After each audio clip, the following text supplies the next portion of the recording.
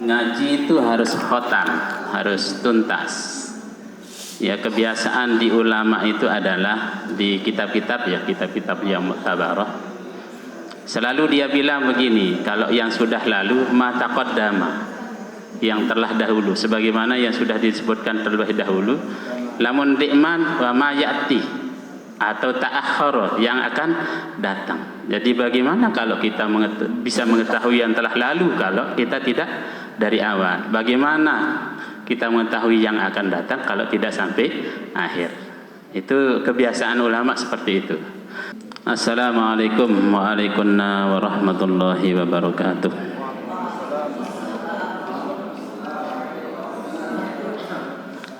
Alhamdulillahi wa kafa, wassalatu wassalamu ala nabiyil mustafa wa ala alihi wa ashabihi ahli tuqa wal wafa. Asyhadu an la ilaha illallah wa asyhadu anna muhammadan abduhu wa rasuluhu la nabiyya ba'dah. Allahumma salli ala sayyidina Muhammad wa ala alihi wa ashabihi wa man tabi'ah ila yaumil qiyamah. Wa ba'du, yang sama-sama kita hormati Bapak Mudirul Madrasah, Bapak Ibu Guru, Bapak Kepala Tata Usaha dan seluruh karyawan-karyawati, dengan ucapan alhamdulillah, mari kita bersyukur kehadirat Allah Subhanahu wa taala atas semua karunia yang diberikan oleh Allah Subhanahu wa taala, sehingga pada saat ini alhamdulillah kita berkumpul untuk kita sama-sama membentuk sebuah surah gambaran bahwa kita mengingat Allah Subhanahu wa taala, berzikir kepada Allah Subhanahu wa taala dengan kita sama-sama untuk mengkaji beberapa hal dari masalah-masalah yang terkait dengan ibadah mahdoh kita, keseharian kita, dan mudah-mudahan ini adalah bentuk kita ingat kepada Allah Subhanahu wa ta'ala. Amin ya rabbal alamin. Karena begini Bapak Ibu, di dalam ayat atau surah yang tersebut di dalam Al-Quran, man a'rada an dzikri fa inna lahu ma'isyatan dongka wa nahsuruhu yaumal qiyamati a'ma. Barang siapa yang berpaling, tidak maulah berpaling, ingat daripada Allah Subhanahu wa ta'ala, fa inna lahu ma'isyatan dongka, maka orang itu akan terjangkiti ma'isyah dongka, kehidupan yang sulit, kehidupan yang sempit. Artinya Bapak Ibu, kalau mau lapang hidupnya, bahagia hidupnya, silakan banyak-banyak berzikir, berzikir kehadirat Allah Subhanahu wa ta'ala, sehingga ma'isyah dongka itu, kehidupan yang sulit itu jauh sekali. Karena memang zikir itu adalah bentuk bagaimana ta'alluq kita membangun hubungan dengan Khalik yang Maha Kuasa, sehingga kita dekat. Ya, orang dekat pasti baik. Orang dekat itu kepada sesuatu itu pasti dia itu hubungannya, kalau sudah baik hubungannya, maka segala yang diberikan itu akan cepat diterima, dikabul oleh Allah Subhanahu wa taala. Tapi yang paling celaka Bapak Ibu, ketika kita berpaling dari mengingat Allah Subhanahu wa taala, wa nahsyuruhu yaumal qiyamati a'ma, nanti akan dibangkitkan oleh Allah Subhanahu wa taala dalam keadaan buta. Nauzubillahi min zalik. Kita tidak mau seperti itu. Ketika di dunia kita dalam keadaan melihat, lalu kemudian di akhirat begitu dahsyatnya dalam keadaan buta. Nauzubillahi min zalik. Tapi walaupun seperti itu, yang namanya manusia Bapak Ibu, protes kepada Allah Subhanahu wa taala. Kenapa kami diciptakan, dibangkitkan dalam keadaan buta, padahal dulu kami bisa melihat dengan terang benderang, kami bisa melihat. Karena dulu ketika di dunia ini kita melihat, tetapi tidak mau mengingat, menyebut Allah Subhanahu wa taala. Lalu kemudian Allah Subhanahu wa taala mengatakan bahwa dulu waktu kita di dunia ini melihat tetapi berpaling dari mengingat Allah, melupa kepada Allah Subhanahu wa taala, wa dzalikal yauma tunsah. Demikian juga hari ini kamu dalam keadaan terlupakan. Oleh karena itu Bapak Ibu, minimal kita, kegiatan kita, harian kita setiap hari itu sebagai jembatan, sebagai wadah untuk kita mengingat Allah Subhanahu wa taala, sehingga di kehidupan dunia ini kita tidak dongkak, kita tidak dalam keadaan susah, lebih-lebih di akhirat nanti kita dibangkitkan oleh Allah Subhanahu wa taala dalam keadaan normal. Tentu itu yang kita mau. Maka syarat itu ya harus banyak mengingat Allah. Banyak mengingat Allah tentu tidak lantas kemudian dengan berzikir toh, tidak. Duduk di majelis taklim atau mendengar Al-Quran, menyimak Al-Quran, lebih-lebih membacanya sekaligus, itu sudah merupakan gambaran surah daripada bentuk mengingat Allah Subhanahu wa taala. Maka dijamin kehidupan dunianya baik, di akhirat nanti juga tidak dikumpulkan oleh Allah dalam keadaan buta. Amin ya rabbal alamin. Bapak Ibu, yang kita kaji hari ini adalah, ini kitab Rahmatul Ummah namanya, masih dalam tataran fikih. Bapak Ibu, Rahmatul Ummah itu kan sebagaimana dalilnya ikhtilaful ummati rahmah. Jadi perbedaan dalam umatku itu adalah suatu rahmah. Kitab ini adalah merupakan kesimpulan dari fikih-fikih, dari segala muhtasar kesimpulannya, tetapi dari berbagai macam pendapat, baik itu Imam Syafi'i, Maliki, Hambali, Hanafi, terkumpul menjadi satu sehingga terbentuklah kitab yang namanya Rahmatul Ummah. Tapi sejujurnya Bapak Ibu, kalaupun sesuatu masalah, permasalahan itu kita sudah dengar atau sering bahkan mungkin dengar, mari kita bersikap berlaku seperti seolah-olah baru kita mendengarnya pertama kali, sehingga rahmat Allah turun. Kemudian Allah Subhanahu wa taala memberikan kita pengetahuan yang lebih ditambah dengan cara lain, sehingga Allah Subhanahu wa taala melihat kita dengan kasih sayangnya. Pada saatnya nanti juga kita menjadi orang-orang yang selamat, tidak hanya di dunia dan lebih-lebih di akhirat. Amin ya rabbal alamin. Untuk lebih barokahnya, mari kita mulai. Saya bacakan, kemudian saya terjemahkan, kemudian mari kita analisa bersama. Bismillahirrahmanirrahim. Qala al-musannifu rahimahumullah wa nafa'ana bi ulumihi fid dharain. Amin. Jadi kebiasaan kalau kita ngaji dulu Bapak Ibu, selalu kita taklukkan ketika mulai membaca Alkitab, itu kita libatkan guru-guru kita, supaya di dalam doa guru-guru kita yang kita belajar di situ juga memberikan pengaruh manfaat kepada mereka sebagai ibadah. Sehingga di awal qolal musannifu rahimahumullah wa nafa'ana bi ulumihi fid dharain. Amin. Wattafaqu ala wujubin niyah fi shaumi Ramadan. Ittifaq para ulama Syafi'i, Maliki, Hambali, Hanafi atas wajibnya niat pada bulan Ramadan. Wa annahu la yasihu illa biniyatin. Sesungguhnya puasa itu tidak bisa tidak kecuali dengan niat. Lalu apa fungsi niat itu Bapak Ibu? Niat itu untuk membedakan mana yang adat dan mana yang ibadat.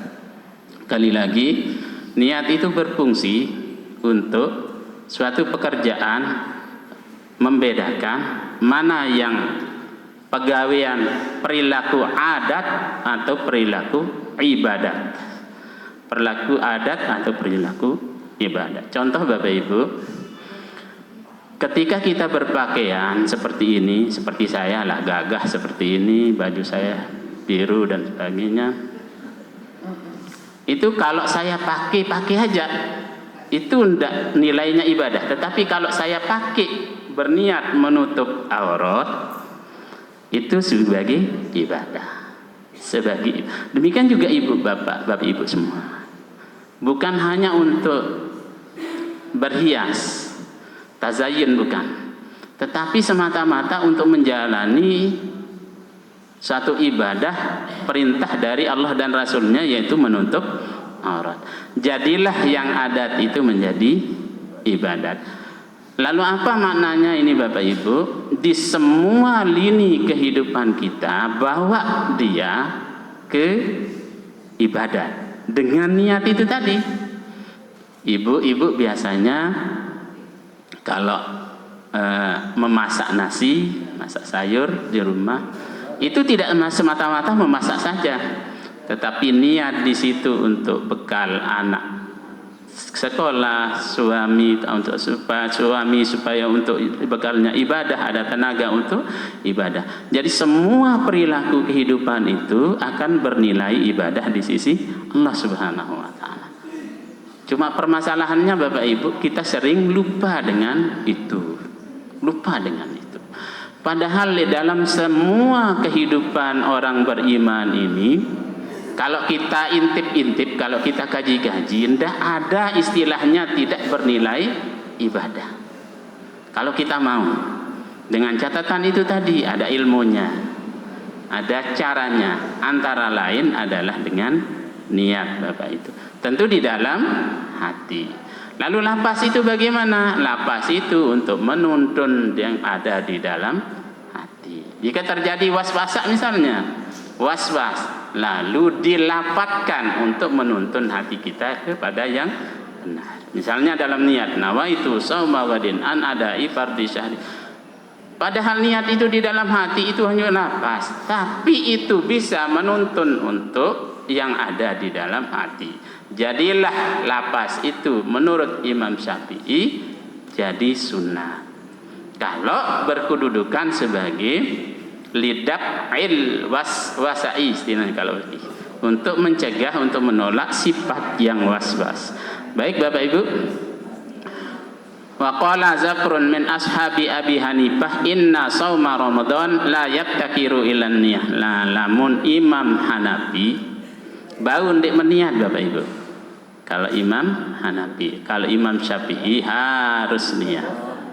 Tapi kalau Imam Hanafi boleh tidak berniat. Wa yarwi dzalika ataun wa ikhtalafu fi ta'yinin niyah. Berbeda-beda pendapat pada ta'yin niyah, menentukan niat.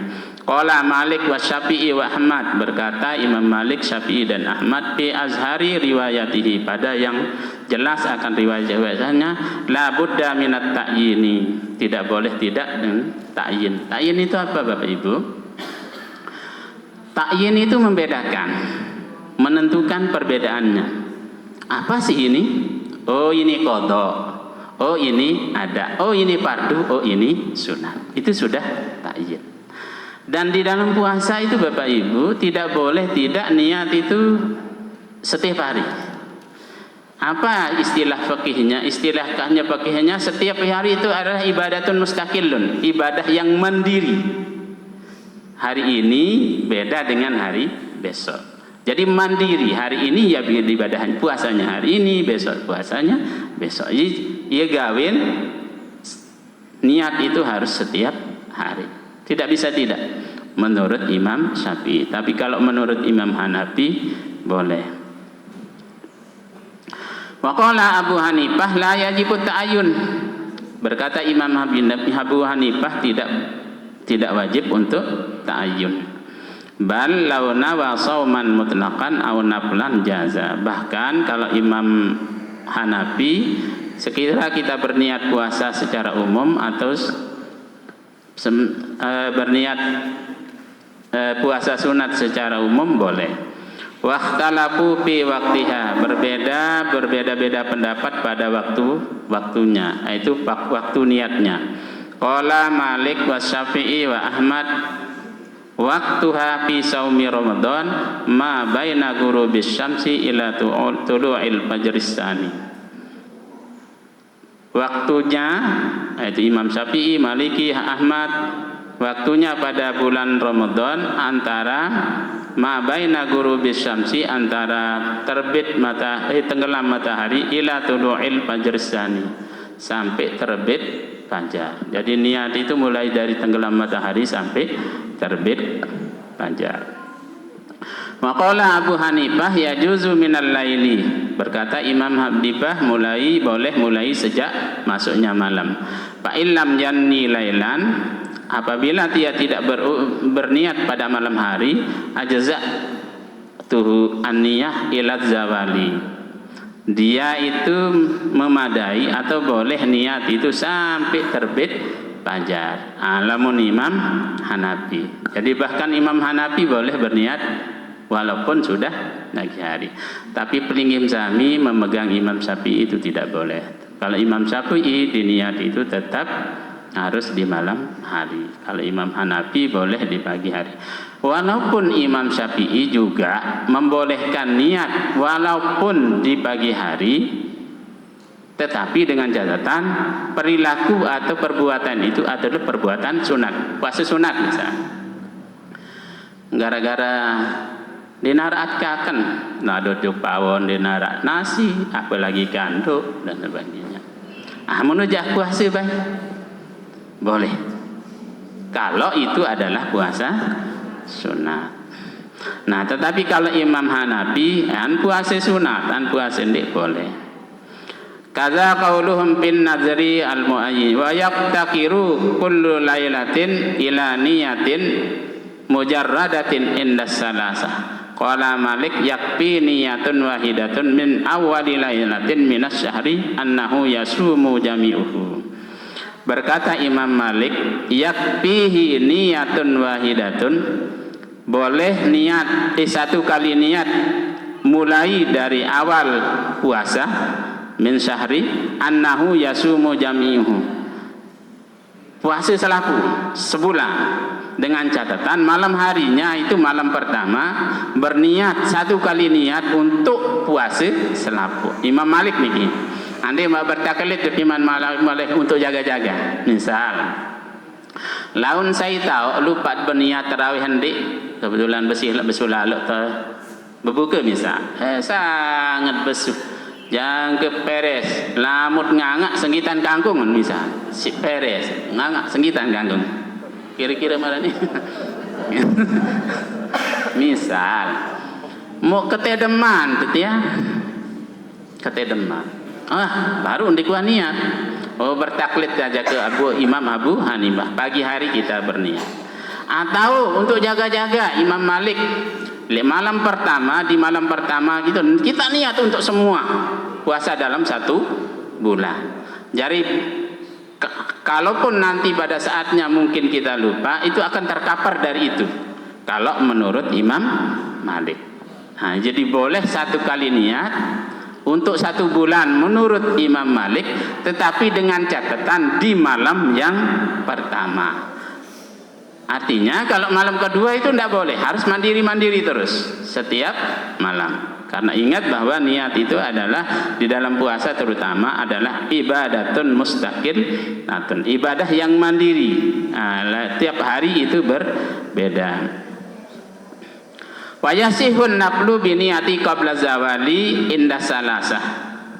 Dan sah niat dalam puasa sunat itu sebelum terbit fajar inda salasih. Artinya tiap di pagi hari boleh, seperti apa yang sudah saya terangkan dari awal. Wa qala Malik la tasihhu niyat minan nahar kal wajib fahtaruhul al-Muzni. Faslun wa ajma'u ala anna man asbaha shaiman wa huwa junubun. Pasal, dan kesepakatan para ulama ala anna man asbaha shaiman, atas sesungguhnya man asbaha shaiman, siapa yang kemungkinan pagi-pagi itu puasa, wa huwa junubun, dia dalam keadaan junub, ada lupaan mandi junub, anna saumahu sahihun, sungguh puasanya itu sah. Misal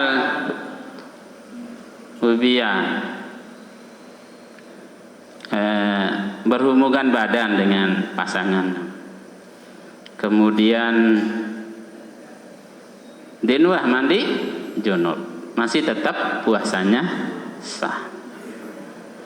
Wa annal mustahibbal istighsali qabla tulu'il fajri, karena disunatkan mandi itu sebelum fajar. Sunat, nanti napa wajib mandi sebelum fajar, tapi disunatkan kita mandi sebelum fajar.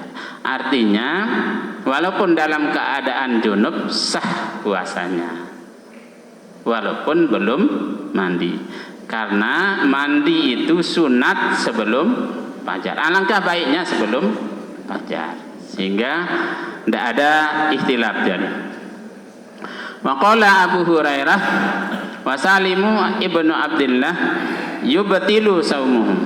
Nah, lamun Abu Hurairah ibnu Abdillah batal puasa. Namun kalau junub kemudian belum mandi sampai pagi hari belum mandi, kalau itu dia batal.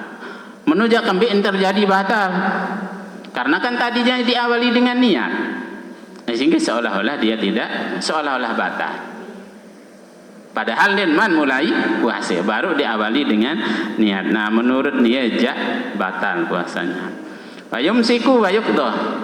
Walaupun seperti itu batal, akhirnya tidak terhitung dalam puasanya, maka wajib dia itu menahan diri dari lapar dan dahaga sebagaimana layaknya orang puasa, dan nanti wajib dia mengqadanya. Waqala Al-Hasan inna akharal ghusla li ghairi uzrin batala saumuhu. Hasan berkata, jika mengakhirkan mandi tanpa uzur batal puasanya. Waqala An-Nahi in kana bil furudi yaqdi. Berkata sebagian ulama, apabila dia itu adalah dalam waktu dalam puasa Ramadan yang wajib, yuqda, diganti, diqada.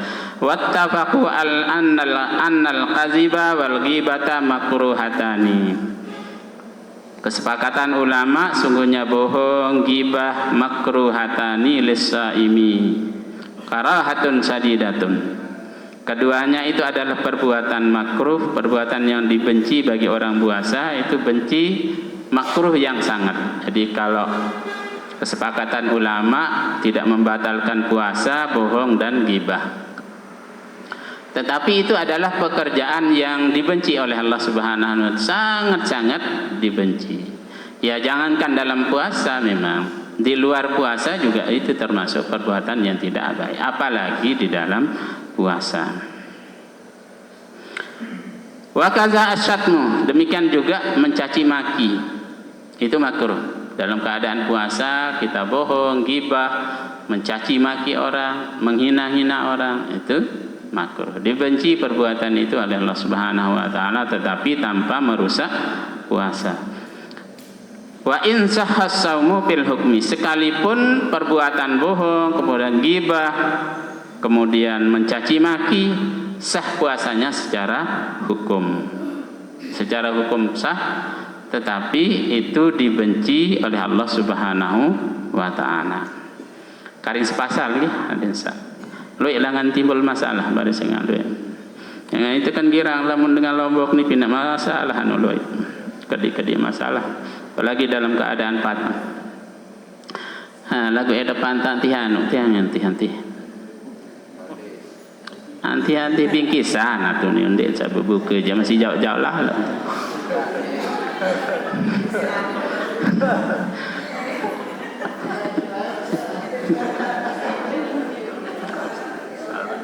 Uli searan dengan nyanti mundara aja. Araan munara apa lagi? Nah, jadi begitu. Faslun wattafaqu ala anna man akala wa huwa yazunnu anna asy-syamsa qad ghabat wa anna al-fajra lam yatli summa bana al-amru bi khilafi dzalika annahu yajibul qada.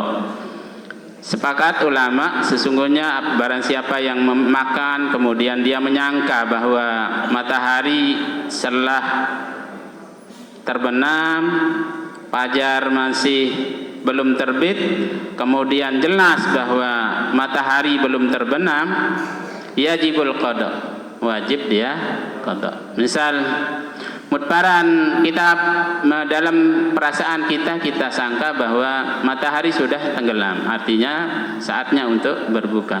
Ternyata matahari belum tenggelam, maka wajib hukumnya dia qada.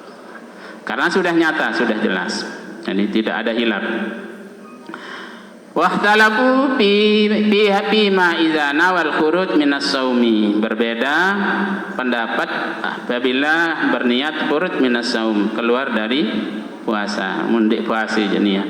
Qala Abu Hanifah wa aksarul Malikiyah wa huwa al-ashah inda Syafi'iyah. Dan berkata Imam Abu Hanifah dan Maliki wa huwa al-ashah inda Syafi'iyah. Dia itu sah di kalangan Imam Syafi'i. Jadi lamun Imam Syafi'i je boleh kanggo nih. Boleh dia Imam Hanifah, Abu Hanifah, Maliki boleh. Karena dia tidak sengaja. Dia sangka matahari sudah tenggelam. Dia sangka fajar belum terbit. Ternyata ketika sahur fajar sudah terbit, ketika berbuka matahari masih belum tenggelam. Menurut mereka itu sah. La yabtulu saumuhu, tidak batal puasanya. Wa qala Ahmad yubtilu, Imam Ahmad itu mengatakan batal. Walau qa'a amidan, qala Malik wa Syafi'i yabturu.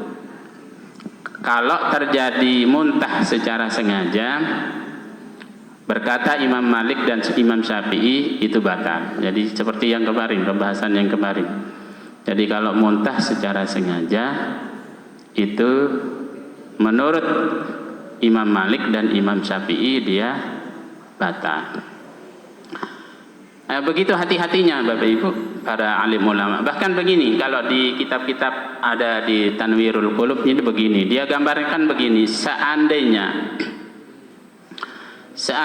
di malam hari tertelan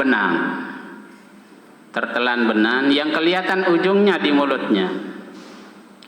Kalau dia telan batal puasa, kalau dia cabut juga batal puasa. Kalau dia telan termasuk makan, kalau dia cabut termasuk muntah. Solusinya apa Bapak Ibu kita seperti ini? Ndara jenis kita yang ndara saya lu belet benang. Aku mungkin lawan ini sama sini. Kenapa seperti itu Bapak Ibu?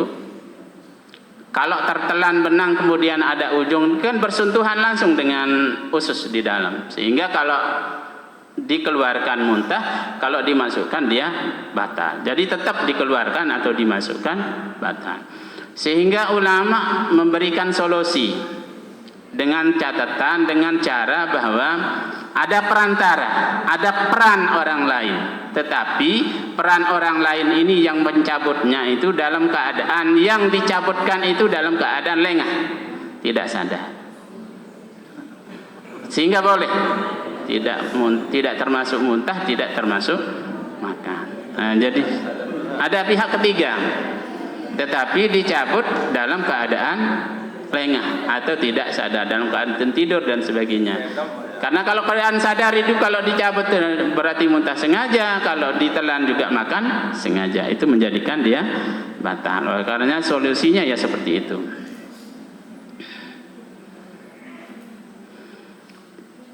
Illa ayyakuna mil'un fihi wa an Ahmad riwayatani ashhuruhuma annahu la yuftiru illa bil fahish. Imam Ahmad mengatakan riwayat yang masyhur dari keduanya annahu la yuftiru illa bil fahish. Wa an Ibni Abbas wa Bani Umar annahu la yuftiru illa bil istisqa'i. Fa in zara'ahu al-qai' la yuftiru bil ijma'. Wa anil Hasani fi riwayatin annahu yuftiru. Ini sudah biasa-biasa ya.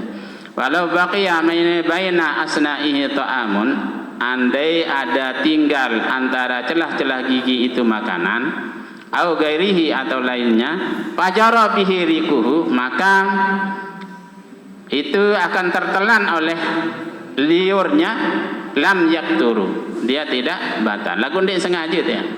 Tertelan dengan liurnya. Andai ada celah gigi ada makanan sedikit misalnya, tetapi dia tertelan dengan air liur sendiri dengan tidak sengaja, dia tidak batal. In ajaza an tamyizihi wa majhi, jika dia lemah dalam hal itu, an tamyizihi daripada menjaga, wa majhi dan memuntahkannya. Fa ini betalahu batalun saumuhu indal jamaah, sekiranya dia itu menelannya maka batal puasanya indal jamaati.